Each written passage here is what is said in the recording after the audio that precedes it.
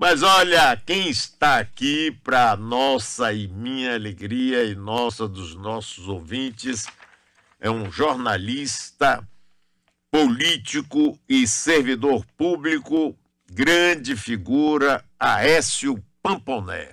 Aécio, que bom ver você. Tudo bem com você, meu amigo? Mário, é um prazer muito grande estar aqui com você, viu?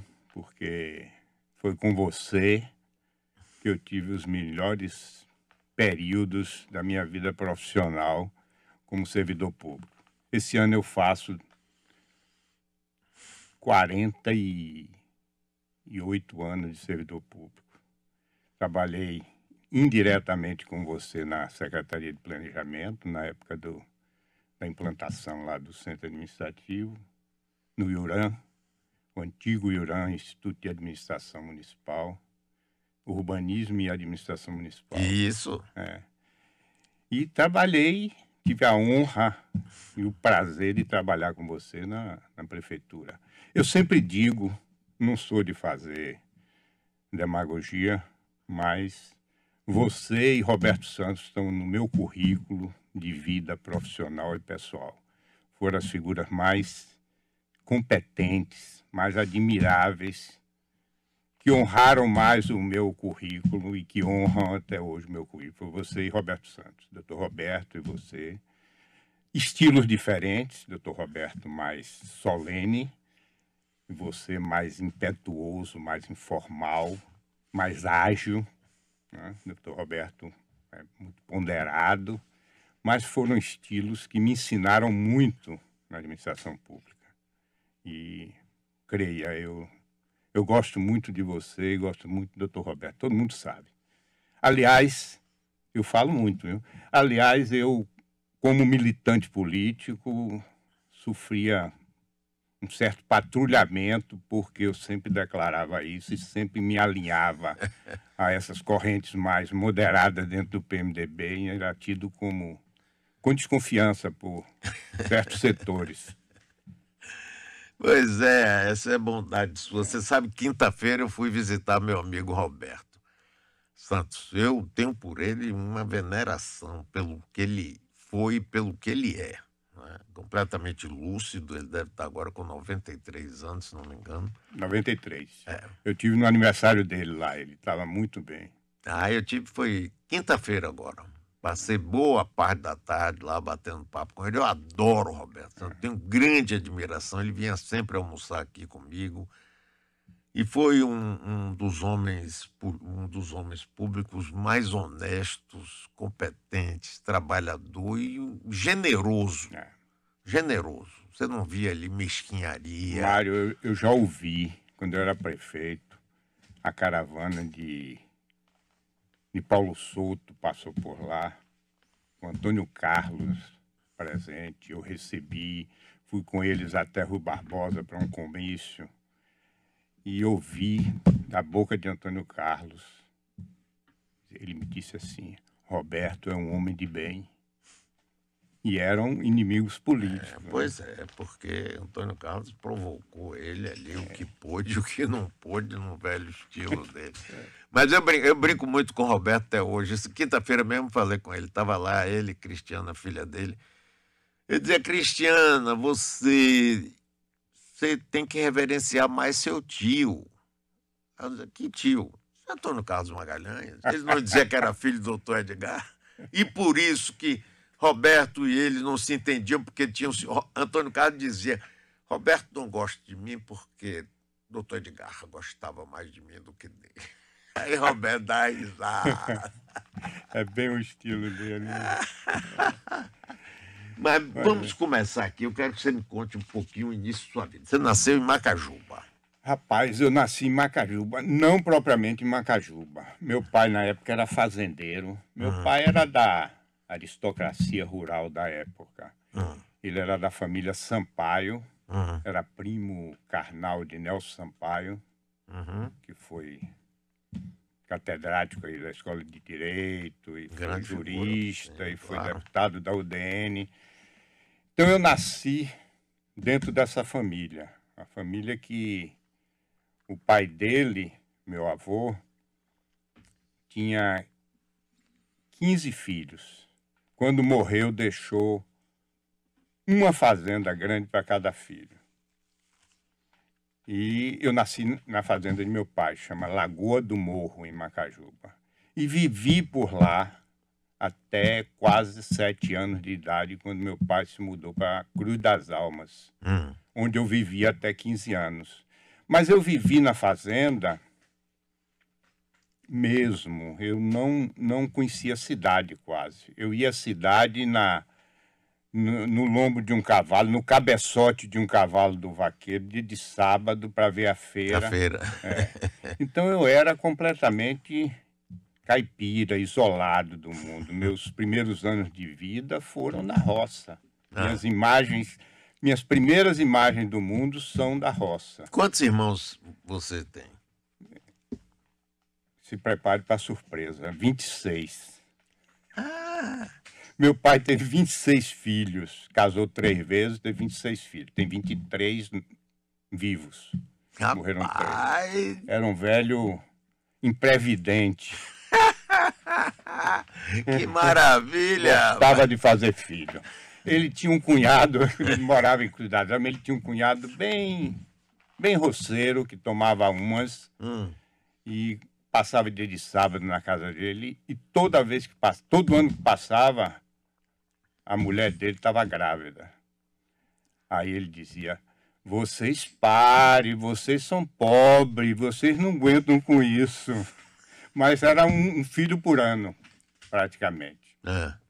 Mas, quando eu morava na roça, eu não conhecia carro. Eu nunca tinha visto uma bola de futebol. Eu não sabia que o Brasil tinha perdido a Copa do Mundo de 50. No dia que eu entrei num carro, eu fiquei tonto, vomitei. Então eu era bicho do mato, matuto. Quando eu fui morar em Cruz das Almas e fiquei lá até 15 anos de idade, daí vim para Salvador, foi que eu me socializei um pouco. Me alfabetizei, comecei a estudar e aos 15 anos vim para Salvador. Eu sempre digo que eu sou um atrasado na vida. Eu faço tudo, tenho feito tudo que eu quis na vida, agora com atraso. Eu fui alfabetizado aos 10 anos, entrei no ginásio com 16, entrei na faculdade com 22, quando todo mundo está saindo. E depois ainda fui fazer direito com 40 e escrevi um livro com 75. Que maravilha! É um negócio que eu mesmo me surpreendo. Eu nunca pensei em ser escritor. Eu sempre tive um fascínio muito grande pela palavra escrita. Sim. Eu acho que a palavra escrita é uma coisa misteriosa, fascinante. A gente pode fazer tudo com ela, brincar e se deleitar com ela. E a palavra escrita é mais sincera.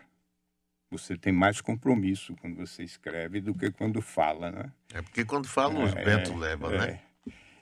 Então, eu trabalhei em jornal, eu fui jornalista no Jornal da Bahia, ali na Barroquinha.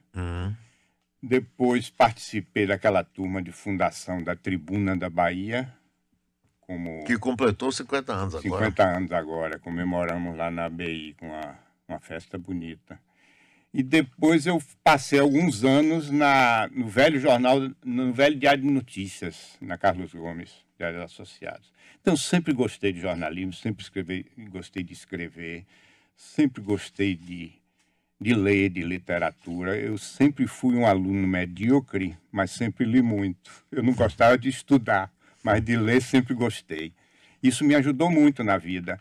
E é o meu passatempo hoje, é ler e escrever. Eu comecei a escrever, eu não tinha nenhuma intenção de fazer livro. Imagine no ocaso da vida, com 75 anos, fazer um livro. Isso é um despropósito.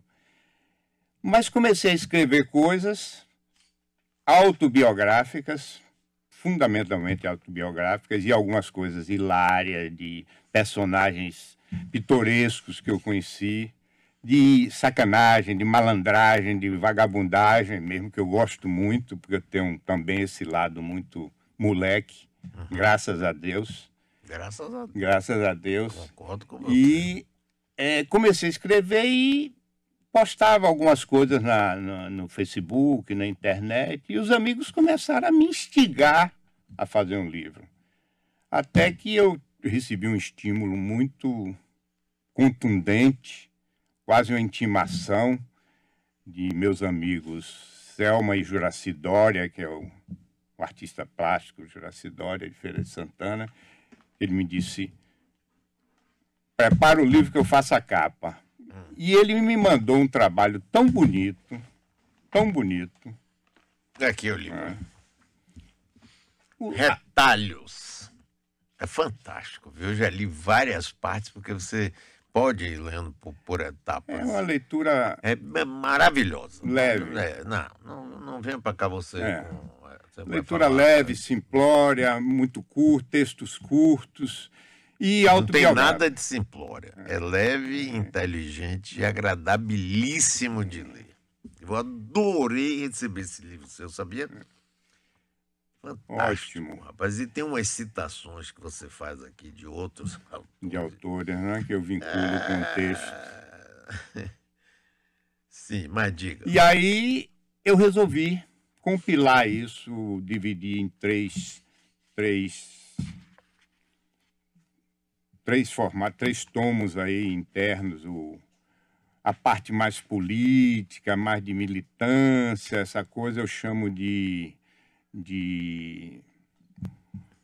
sonhos e ilusões, que tinha também muito de ilusão mesmo. A outra é uma parte mais pessoal, mais íntima, bem pessoal e afetiva, que eu chamo de afetos e dores. Uhum. A outra são contos e risos, é a parte de esculhambação mesmo, e é a que eu gosto mais. Tem um anexo de algumas coisas da minha vida, que inclusive o mais importante é a minha passagem aí, que eu sinalizo minha passagem pela prefeitura na sua época, na Secretaria de Serviço Público e Abastecimento, quando a Câmara também me deu o título de cidadão de Salvador, porque isso é o meu... Eu fiz questão de botar isso não por cabotinismo, para me vangloriar, mas é porque é o meu patrimônio. São as coisas na minha vida que me orgulham de ter feito e ter sido. Fiz muita coisa errada, fiz muita besteira, mas todo mundo faz. Pô, eu mesmo fiz e continuo fazendo até hoje. Mas também fiz coisas das quais eu me orgulho até hoje, né? Eu posso estar aqui hoje desfrutando da sua rádio, do seu prestígio, do seu público, com o maior orgulho, porque isso está no meu currículo. Agora, me diga uma coisa, eu estou conversando com o jornalista, servidor público e escritor agora, Aécio Pamponé. Sim, aí você veio para aqui aos 15 anos, aos 15 anos, foi estudar, etc, etc, etc. E aí, o seu primeiro trabalho foi no jornalismo? Foi o segundo. O primeiro eu fui boy do laboratório Johnson & Johnson. Tinha aí 17 anos por aí. Aí vi no Jornal da Bahia um anúncio para fazer uma seleção para Foca. Aí eu me inscrevi e passaram 10, eu passei em 4º lugar. Aí fui para o Jornal da Bahia. Convivi com Joca, com Floresvaldo Matos, com Ariovaldo Matos, uma turma assim de primeira linha. Cunha, Pastore. Então aí aprendi muito, né? Depois eu interrompi um pouco essa carreira de jornalismo, porque eu virei militante político em tempo integral. Eu entrei para a Ação Popular na época, AP, e fiquei militando no Central, Isso depois de 64 já? depois de 64. Depois do regime militar, ditadura. Em 64 eu estava no Jornal da Bahia, me lembro que no dia 1º de abril, eu cheguei e estava aquele tumulto na porta, o jornal tinha sido censurado, a manchete que seria dada saiu em branco, era assim, rebelião contra o governo. Aí tiraram de última hora, saiu em branco, e encontrei professor Cid Teixeira, que eu passei muito tempo com raiva dele, porque eu acreditava que aquilo fosse uma quartelada que ia acabar na semana seguinte, ia ser sufocada, e ele com aquele vozeirão disse, olhem, se preparem, isso aí é para durar 20 anos. Tá vendo você? Durou 21. Aí fiquei, né? Do Central eu fui para a Escola de Filosofia. Já no primeiro ano de faculdade eu fui eleito presidente de diretório. Aí mergulhei de cabeça na militância política estudantil. Fui para aquele congresso da UNE. Lá em Ibiúna. Foi preso. Fui preso, passei algum tempo preso. Depois fizemos uma greve de ocupação também da escola. Voltei a ser preso. Depois veio o ato 5, eu voltei a ser preso. E isso enriqueceu muito minha vida, me enriqueceu muito. Tanto que eu tenho uma divergência muito grande com o pessoal da minha época que se vitimam demais da ditadura. Eu acho que isso é um exagero. A ditadura é uma coisa repulsiva aqui ou em qualquer lugar. Eu acho que ser democrata é ser humano. Mas eu não tenho grandes queixas da ditadura, porque eu dei o troco. Ela me bateu e eu dei o troco. Ela me perseguiu, me tirou a liberdade, me tirou empregos. Mas eu aprendi muito, eu me esforcei muito, eu me desenvolvi muito combatendo a ditadura, intelectualmente, emocionalmente. De sorte que eu pessoalmente, seria até uma sacanagem um cara como eu, que sofri muito pouco da ditadura, ficar me queixando, me vitimando, diante do que ela fez com os outros.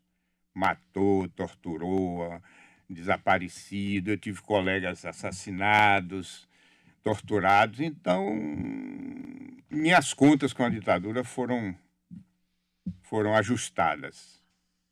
Ela fez, estava no papel dela e eu no meu. Nós estamos quites. Agora, ditadura nunca mais.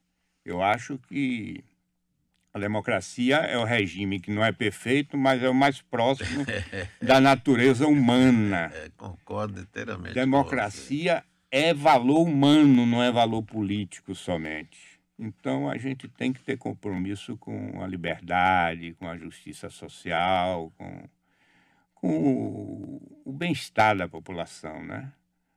Eu, por exemplo, eu acho o empresário bem-sucedido admirável, uma figura admirável, porque é lutador, é batalhador. Agora, eu não concordo com o excesso de concentração de riqueza. Não precisa ser tão rico para a gente ter tanta pobreza, tanta miséria. Vamos dividir um pouco, vamos distribuir melhor, vamos melhorar o serviço público, dar oportunidade a todo mundo e a gente terá um país melhor, né?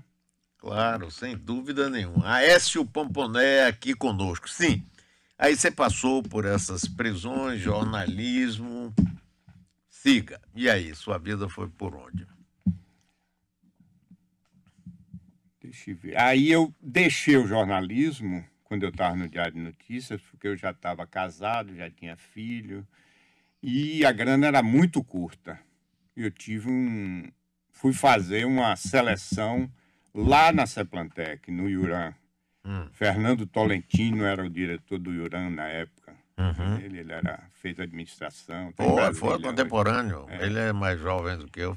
E passei nessa seleção e fiquei trabalhando lá no Iurã. Fiquei no Iurã até entrei como técnico. No governo Roberto Santos eu virei diretor técnico e fiquei até a saída do governo dele. O governo dele acabar em 79. Depois tive uma passagem rápida pela universidade como professor colaborador. Voltei para a Seplantec. Não, para a Seplantec não, para a Secretaria de Administração. Não, Secretaria de Bem-Estar Social. Eu fui coordenar o programa de imigrantes nas CETRAPs. De lá o Antônio Carlos mandou me demitir, porque eu dei um... Quando ele voltou para o segundo governo. Porque eu tinha dado... Eu provoquei também, né? Porque eu tinha dado uma entrevista ao Jornal do Brasil condenando o tipo de política, de falta de apoio que o governo não dava aos migrantes na época, que era um tema, inclusive, da Semana da Fraternidade da Igreja. Eu dei entrevista e no outro dia ele mandou o Bernardo Spector me demitir. Bernardo foi o secretário de Trabalho e Ação Social, exatamente. Aí Vicente Federico era seu secretário de Serviços Públicos, grande figura. Que era meu amigo, grande figura, me convidou para coordenar um projeto de estudo da Feira de São Joaquim, que você queria fazer uma intervenção na Feira de São Joaquim. Aí eu fui participar desse grupo de estudo, concluímos o trabalho, foi quando você saiu da prefeitura. Brigou com o Antônio Carlos e saiu. Demitido, exatamente. E Vicente saiu. Entrou Renan Balieiro. O prefeito. E o secretário mudou também, era o Coronel Presa, que chegou, era um coronel do Exército, acho que da Reserva, mas chegou com um estilo de arrasa quarteirão. E aí, Genebaldo Corrêa, meu amigo, a quem eu devo muito e gosto muito dele. E eu também, meu amigo, e gosto muito dele também. Que Antônio Carlos de sacanava, botava no jornal. Genebinha, o incorrigível. Eu toda vez que encontro com ele, digo, ô, Genebinha, o incorrigível. É uma figura humana espetacular. Era líder da oposição na Assembleia. Aí ele me pediu a disposição. Diretamente a Renan. Renan concedeu. Murilo Cavalcante, que era o presidente da Assembleia na época, e eu fui trabalhar na liderança do PMDB na Assembleia. Genebaldo saiu depois para deputado federal e eu passei a trabalhar com Galdino também, meu grande amigo. Meu amigo também. Saudosa memória. Mas meu contrato que Vicente tinha feito na sua gestão era com a Transul. A empresa de transporte lá.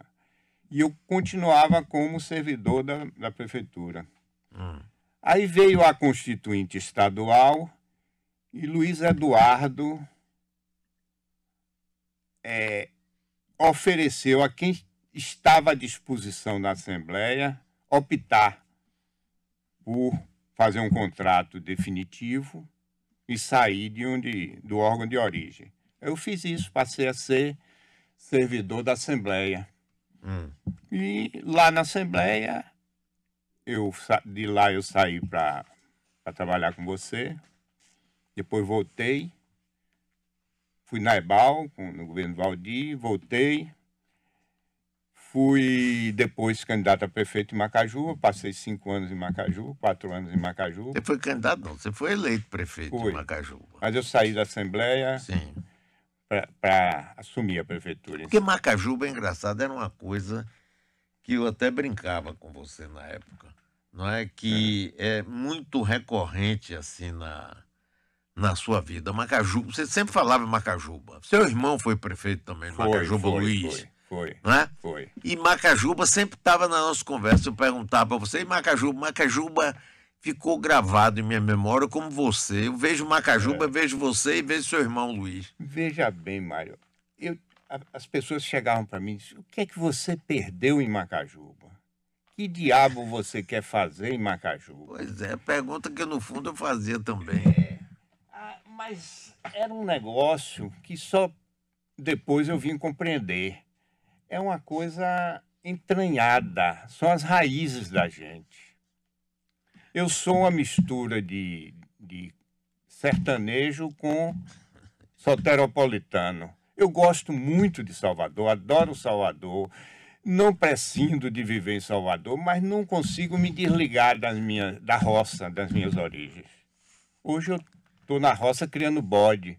Vixe, Lá em Macajuba. lá em Macajuba as pessoas ficam... Que banana é que você está querendo? Mas é onde eu me refaço, é na roça. Então, eu vinculo muito às origens. Talvez a psicanálise explique isso melhor, as minhas origens, né? Porque eu sinto falta quando eu não vou na roça e em Macajuba e tal. E agora como foi? Você resolveu ser candidato a prefeito. Seu irmão já tinha sido prefeito? Tinha sido prefeito 6 anos, né? Aquele mandato De 6 anos. de 6 anos. Depois nós elegemos, o PMDB elegeu o Fernão, que era primo nosso. E na gestão de Fernão foi gestada uma dissidência interna muito grande dentro do PMDB. De lá de De Macajuba, lá de foi? Macajuba. Luiz brigou com o Fernão. E eu fiquei no meio desse fogo cruzado. E eu saí como candidato de conciliação. Apoiado pelos dois? Pelos dois. Ah. Pelos dois. Aí depois que eu assumi, a coisa virou contra mim. Por quê? Rapaz, porque... Eu li isso aqui no seu livro já, mas eu quero que os ouvintes ouçam aqui, porque é uma experiência fantástica. Vá. Eu tinha uma visão fantasiosa da política do interior, uma visão idealizada, muito contaminada pela minha formação ideológica. Então eu fui com um certo grau de ingenuidade. Quando eu cheguei lá, que vi as coisas e que tentei consertar as coisas, os desmandos, o equívoco de confundir o público com o privado e tal, e tentei consertar isso, aí o mundo desabou sobre mim. Eu sofri uma campanha durante... Mas foi 4 logo anos. desde o princípio, primeiros dias, aí como é Não, que foi? não. Seja um pouco mais específico. Essa história eu acho que é muito interessante. Eu comecei... Primeiro, eu acho que Fernão tinha uma grande liderança no município, mas ele... Esse seu primo, que tinha sido prefeito. O que foi assassinado há 4 anos atrás. Ele tinha uma grande liderança, mas ele era um estilo absolutamente autoritário e paternalista, clientelista, pouco zeloso com a decência da administração. E eu comecei a desfazer os focos de corrupção que tinha na prefeitura. Aí eles foram me tolerando. Para você ter uma ideia, eu cheguei com... Dos 9 vereadores, 8 me apoiavam. No final do primeiro ano de gestão, eu só estava com 4. Porque eu resistia a todo tipo de pressão, de chantagem, do clientelismo, empreguismo, dinheiro que queriam, benefícios pessoais. Numa época que a gente estava passando uma seca terrível, levou 1 ano e meio sem chover, a população passando fome, gente pedindo comida, pedindo remédio, pedindo passagem para ir embora para São Paulo. A mudança da moeda, era o URV, no plano real, né? Sim. Foi um momento de muito sacrifício para os municípios. A arrecadação do município, Mário, era 110 mil URV, ou seja, 110 mil reais. 70% estava comprometido com custeio pessoal. Tinha 40 mil reais para gastar em investimento. Não fosse a ajuda de Jutaí, que eu tive, que era ministro de Itamar, e através do Dr. Roberto ele me conseguiu uns convênios bons e eu pude fazer alguma coisa. Não fosse isso, eu estava paralisado. Então, na medida que eu tentei sanear e combater os benefícios sociais dentro da prefeitura, a coisa virou contra mim. E aí eu sofri naquele nível que eu não estava acostumado nem preparado, no nível rasteiro, pessoal, de calúnia, de difamação, de injúria de todo tipo, de perseguição, entendeu? Sofri uma tentativa de atropelamento. O cara jogou o carro em cima de mim para me matar. Por pouco eu percebi e caí fora. Rapaz, Passei a andar armado, passei a andar com segurança, porque a barra era pesada. Era pesada.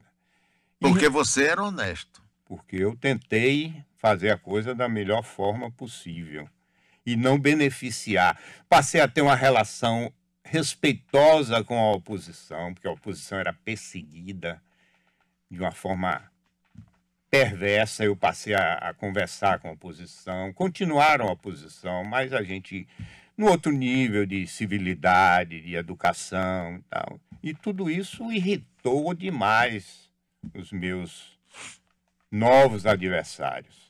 Além disso, ele queria voltar da prefeitura, como voltou. Fernão, Ele voltou e não voltou logo sucedendo você? a mim, porque não tinha reeleição na minha época. Não tinha você. Ele voltou, mas ele não tinha certeza, ele tinha a desconfiança que não teria o meu apoio. E não teria mesmo, porque na época eu preferia apoiar o vice-prefeito, Tarcísio, que depois voltou a ser prefeito, recentemente voltou a ser prefeito, que é um sujeito decente, um sujeito é geólogo e tem um nível de civilidade mais elevado. Só que aquela política rasteira do interior, eu fiquei como um peixe fora d'água, eu não sei manejar com aquela baixaria toda. Trabalhei muito, realizei muito, tem coisas que até hoje o pessoal ainda lembra, mas politicamente eu fui um fracasso, porque eu não conseguia me mexer nesse contexto. Foi bom porque eu reconheci que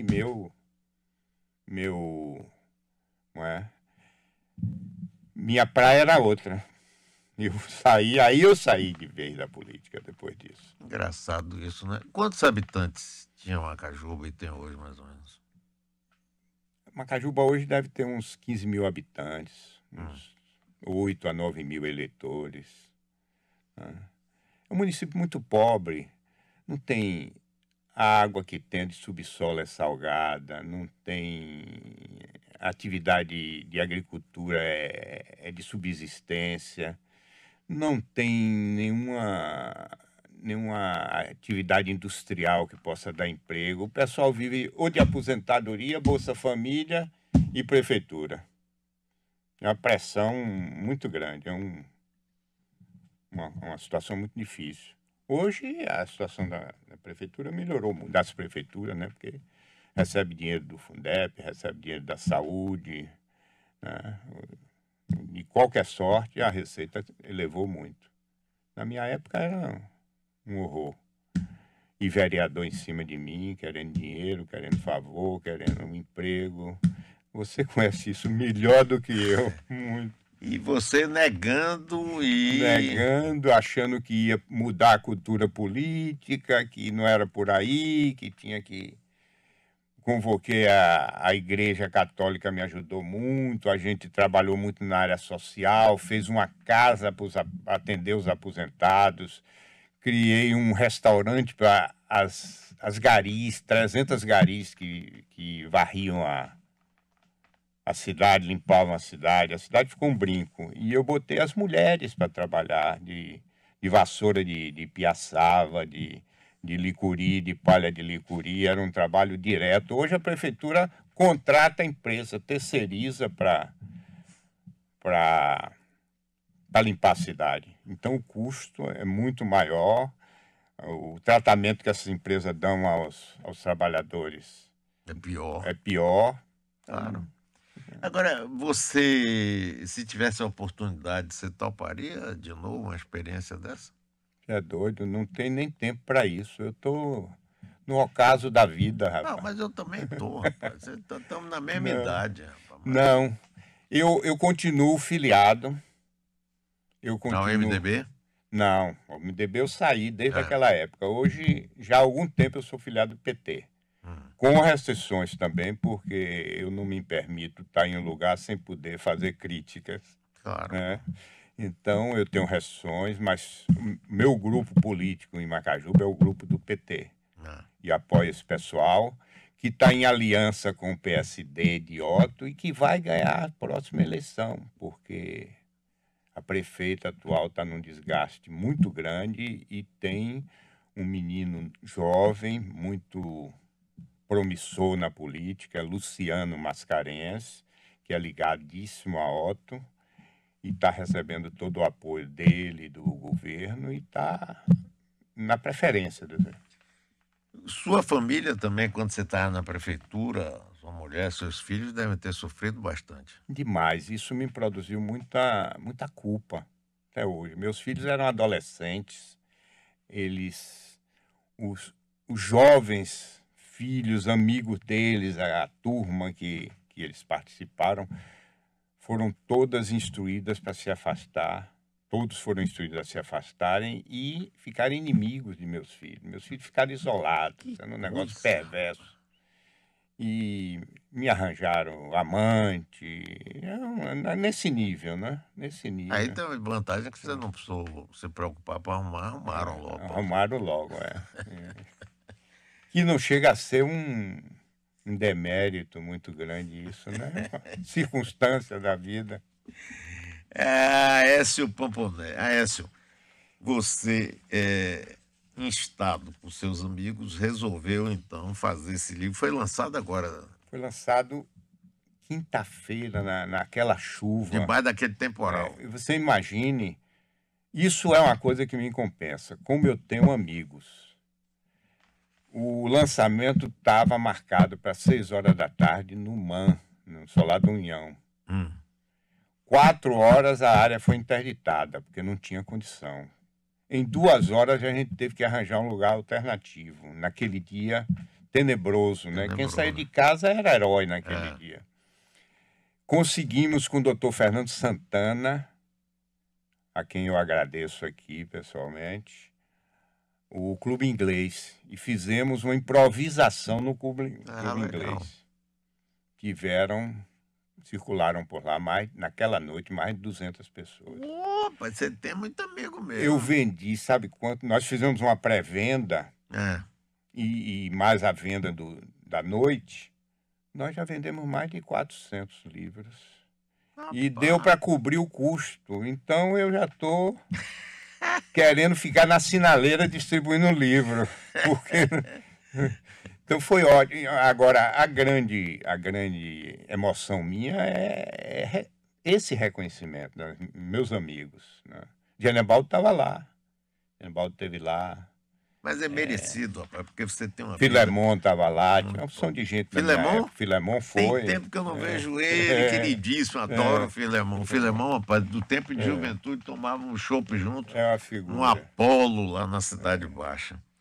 Mas eu estou vendo o seu livro aqui, você dividiu. Primeiro o capítulo de sonhos e ilusões. É a parte mais política, né, da minha vida. Depois você vem de afetos e dores. É a vida pessoal. É a vida bem individual, da família e tal. E aí... Depois você vem de casos e risos. É a parte da brincadeira, dos casos que eu conto, pessoas que eu conheci, figuras que eu conheci. Entendeu? Então, é a parte mais divertida do livro. E tem uma pessoa aqui que você fala, rapaz, que já faleceu há bastante tempo, que eu tinha uma profunda admiração por ele, lá da Escola de Administração. Perseu Abramo. Que homem espetacular, que figura, rapaz. Perseu Abramo... Como foi sua relação com ele? Espetacular. Perseu Abramo era o meu oráculo naquele período de insensatez, de excesso nosso, do movimento estudantil, de violência, de bagunça. 2 pessoas me ajudaram muito. Primeiro foi Batista Neves, Joaquim Batista Neves, que era o diretor da escola. Eu fiz tudo para brigar com ele e não consegui. Porque eu queria fazer uma greve brigando com ele, não consegui. Terminei amigo pessoal dele. Era uma figura levíssima. E depois, no plano político e da relação de professor-aluno, foi Perseu. Perseu João Baldo também foi professor meu, uma pessoa muito querida, muito brilhante. Perseu era o equilíbrio. Perseu era o equilíbrio e a sensatez. Era um sujeito marxista, Sim, se declarava, competentíssimo, professor respeitadíssimo, verdade.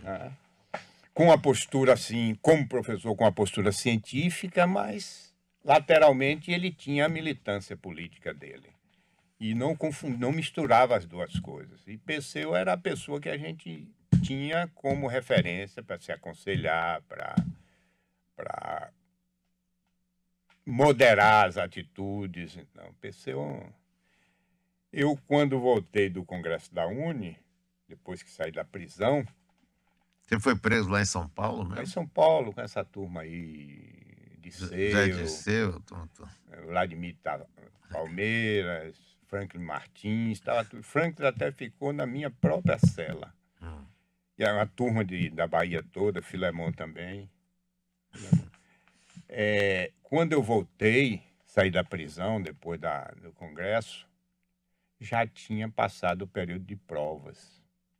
E eu teria perdido porque eu não fiz a prova final de Sociologia. E Perseu, contrariando o regimento da escola, contrariando tudo, fez a prova sozinho comigo. Não, você vai fazer a prova. E impôs a direção da escola isso. E ele botou um tema para a dissertação aí que eu, na época, tinha muito a ver com o que eu fazia, né? Que é o estudante e a transformação da sociedade brasileira. O papel do estudante na transformação da sociedade brasileira. E eu fiz a prova, ele me deu 10, com elogios. Foi o maior título que eu tive acadêmico na minha vida, foi essa prova de Perseu. Essa prova circulou, tiraram cópias e tal, mas isso foi o maior orgulho, e é o maior orgulho que eu ainda carrego. Né?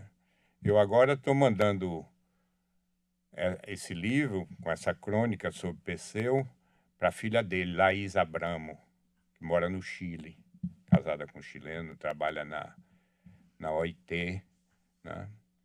E eu estou mandando para ela isso. Perseu é um orgulho de todos nós, é um orgulho de uma geração. É verdade. Eu adorava ele. Eu adorava ele. Adorava. Era uma figura maravilhosa sob todos os aspectos. Incrível, rapaz. Incrível. Sim, Educadíssimo. demais, Educadíssimo. demais. Simples, rapaz, na dele. Ele tinha um Gordini velho, acabado, caindo nos pedaços, que a gente achava que... Ele morava ali na Pituba, antes saía da Faculdade de Filosofia, moravam ele e João Baldo no mesmo prédio, na Pituba. Saíam os dois, eles não vão chegar na Piedade com esse carro, mas iam e vinham todo dia. E ele ensinou na escola de administração Foi. também. Sim, e hoje você faz o que na sua vida? Eu estou aposentado, não é uma boa coisa, não aconselho ninguém a se aposentar, mas eu estou compulsoriamente aposentado porque chega um momento que tem que sair, o mercado não quer mais, né? A gente fica velho, mas eu cuido muito da minha roça, da minha fazenda, e estou lá e cá toda semana, vou para lá quase de 15 em 15 dias. Tenho os netos, estou mais dedicado à família, né? Adoro meus netos. E lendo, escrevendo bobagem como essas aí. Minha vida é essa. E torcendo pro Bahia, que eu não sei o que é que está acontecendo com o Bahia, porque a queda que teve de rendimento, alguma coisa ali está havendo que a gente não sabe. Infelizmente, né? Tava tão bem, não foi? Tá muito bem. Pois é. Mas você continua escrevendo alguma coisa. Escrever para mim é um passatempo. Hum. Nada, nenhuma intenção profissional, eu não sou escritor. Esse livro é absolutamente fortuito e extemporâneo. Pode ser que eu venha escrever mais alguma coisa, mas não tenho um projeto de. Eu escrevo porque gosto. Escrevo por prazer, para mim. Porque também muita coisa você vai ver aí é quase apropriado para gabinete de psicanalista, mais do que para livro. Por que você acha isso? Porque se é uma coisa que tem de bom nesse livro, sabe o que é, Mário? A coragem que eu tive de falar sobre mim mesmo, sobre minha vida, com todo o despojamento, com todo. E com uma certa dor, um certo sacrifício, porque a gente falar de si próprio não é fácil, né? Mas eu consegui isso um pouco, falei sobre coisas doídas, que poderia ser mais cômodo passar por cima. A história dessa babá minha aí, ó. Meus pais se separaram quando eu tinha 2 anos de idade e eu fui criado pela minha babá negra. E ela é a minha referência afetiva na primeira infância, porque eu não fiquei com minha mãe, nem fiquei com meu pai e ela passou a substituir minha mãe. E anos depois ela morreu, se suicidou. Isso é um choque muito forte na vida. Imagina. É uma pessoa que viva na minha memória, na minha alma, né? A quem eu reverencio todo dia. Sim, mas você dando. Porque a vida, um momento da vida que a gente chegou, nós dois com a mesma idade, comigo acontece isso, assim, né? A gente dá uma espécie de balanço constante na vida, né? Você dando esse balanço na sua vida, você. O que é que você acha dela? Eu não tenho que me queixar da vida. Eu acho que a vida me deu mais do que eu mereço. Mas nós estamos batendo na mesma tecla. Cometi igualzinho. erros, muitos, Isso. mas eu acho que isso faz parte. O saldo é extremamente positivo. Eu não sou uma pessoa amarga, eu sou uma pessoa que eu gosto da vida, gosto das pessoas, tenho muitos amigos, adoro minha família, meus irmãos, meus netos, entendeu? Então eu não tenho uma vida material adequada a viver com dignidade. Eu sou aposentado, é a minha única renda, mas me aposentei bem, até porque é outra coincidência, me aposentei com salário de secretário municipal, porque eu ganhei estabilidade econômica. Então eu não tenho que me queixar. O que é que eu vou me queixar? Realmente eu me sinto um privilegiado na vida. Não cultuei grandes ambições, né? Podia até ter. Mas eu acho que quanto mais sucesso, o preço é mais alto, né? Sem dúvida, sem dúvida. Eu penso a mesma coisa, sabe? Eu acho que a vida me deu muito mais do que eu pensei ou que merecia. Cometi burrices Tem uma diferença, imensas. tem uma diferença. Porque todo mundo tem um limiar, um limite de competência. Então, dentro do meu limiar, ela me deu tudo. Eu cheguei onde eu podia chegar. Eu não me sinto que, eu podia ter feito mais isso, eu podia ter ganho mais dinheiro, eu podia ter uma vida material melhor. Podia, talvez, mas isso talvez me subtraísse outras vantagens, outros prazeres, né? E você não, nós temos essa identidade, mas você está um patamar muito acima. É tudo vazio, impressão, que nada, que nada, nós estamos no mesmo patamar, que é o patamar do ser humano que tem mas dignidade. Você, Mário, você foi foi capaz de ser secretário de Estado com 26 anos. Não quer dizer Eu, com nada. 26 anos, era um porra louco. Rapaz, e quem disse a você que como secretário não era um porra louca também? Que nada, Écio, que nada, rapaz. Eu acho que é isso mesmo. Tenho que agradecer a vida. Eu tenho 5 filhos, 8 netos, sabe? Que me dão a Maravilha maior isso, né? felicidade, meus filhos, meus netos, os meus amores, a minha mulher atual, tudo. Não tenho do que me queixar, embora me queixe, viu? Porque você sabe que, ainda mais sendo judeu, o judeu gosta muito de se queixar, você sabe, né? Mas eu não tenho nada assim da minha vida que diz, ai, eu queria ter sido isso. Que nada, rapaz, que nada, que Não, eu bom. também não. Também não. E a gente chegar na idade da gente ainda lúcido e com o mínimo de controle físico, né? Pois é. São dádivas Uma fantásticas. dorzinha aqui, outra ali, que é normal. Normalíssimo. Agora, eu ia esquecendo eu recebi, depois do lançamento na terça-feira, recebi muitos pedidos para fazer uma nova rodada de lançamento, uma reprise. Você devia fazer mesmo num dia sem chuva, né? E alguns amigos já organizaram quinta-feira, a partir de 7 horas da noite, na Confraria do França, ex-estudo ali. Eu vou estar lá novamente, porque muita gente não pôde ir. Pois é, rapaz, porque aquele temporal, a cidade estava vazia naquele dia. Eu peguei. E esse livro seu, rapaz, olha, vale a pena, viu? Vale a pena, estou dizendo com seriedade. Você vai ver aqui um homem sincero, um homem honesto, que tem uma vida digna. Colocar aqui, rapaz, se abrir, se expor, entendeu? De uma maneira... Você não sabe, Aécio, a felicidade que eu recebi esse livro seu. Você não pode imaginar. Estou falando, não é para te agradar. Mas se for grande, é do tamanho da minha de estar aqui com você. Agora, eu quero também agradecer o trabalho, a ajuda que eu tive do professor Valdomiro Santana, que é do Centro Editorial da Universidade de Feira, do filho dele, Hermílio Santana, dessa editora Azarte de Feira de Santana, o trabalho dela, e de Juraci e Selma, que são nossos amigos.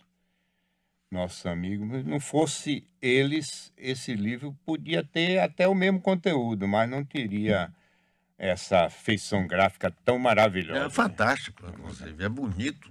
Além de um conteúdo fantástico, ele é lindo, o livro. Aécio, muitíssimo obrigado. Que bom ver você, viu, rapaz, depois de tanto tempo, mas o coração e a emoção são as mesmas de sempre. Minha admiração por você também, obrigado, Mário, porque você é uma referência para mim. Você e Roberto Santos na vida pública. Depois, fazendo um pouco de sacanagem, depois vem Genebaldo, vem Galdino, mas eles têm que entender que você e Roberto estão em primeiro plano. Agora, eu quero agradecer muito a você por ter me convidado para vir aqui. E me perdoe de eu andar escondido. Esse é o meu modo de vida. Eu sou bicho do mato. Eu gosto de ficar mais na sombra, mas lhe acompanho e torço por você diariamente. Muito obrigado. Que bom, meu amigo. Foi ótimo te encontrar, viu? Ótimo mesmo. Você fez bem ao meu coração, viu? Obrigado. Sempre.